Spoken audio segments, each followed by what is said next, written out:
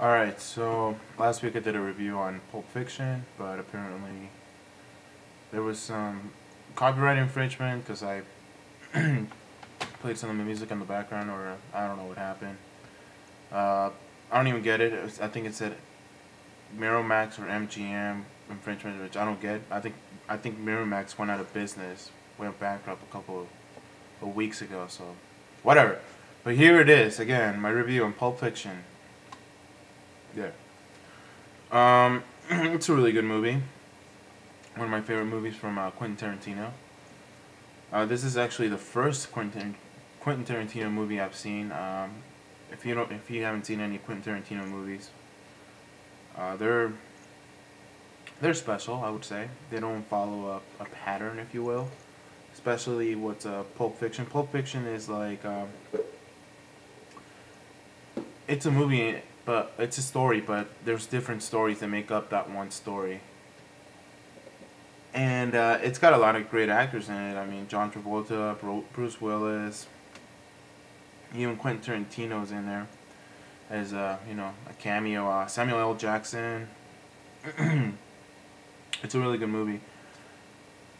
My favorite, of course, is Samuel L. Jackson's character. I love his quote. Ezekiel 25:17, I think it is, or something like that. It's a great quote. If you haven't heard it or anything, just look for it. I would play it, but I think that's what my video got copyrighted last week for. I mean, it's at first, when I first saw it, at least, it was a little confusing because the different stories playing all at once. But it was good. It was something different, and I must have been, how old was I when I watched this? I don't know, like 11, 12 years old. And it was really good. Uma Thurman's also in it. I mean, there's not much more to say. You just gotta watch it yourself. If you have seen another movie such as Reservoir Dogs, which I have read here, this is also a Quentin Tarantino movie. It's good. He also did lately Inglourious Basterds is his latest movie, and Inglourious Basterds is pretty good. Not as good as Pulp Fiction. I think Quentin Tarantino's best movie is probably Pulp Fiction, then followed by Reservoir Dogs, and then I don't know. I really didn't like the Kill Bill movies. They were alright. I mean, the Pulp Fiction movies are the best.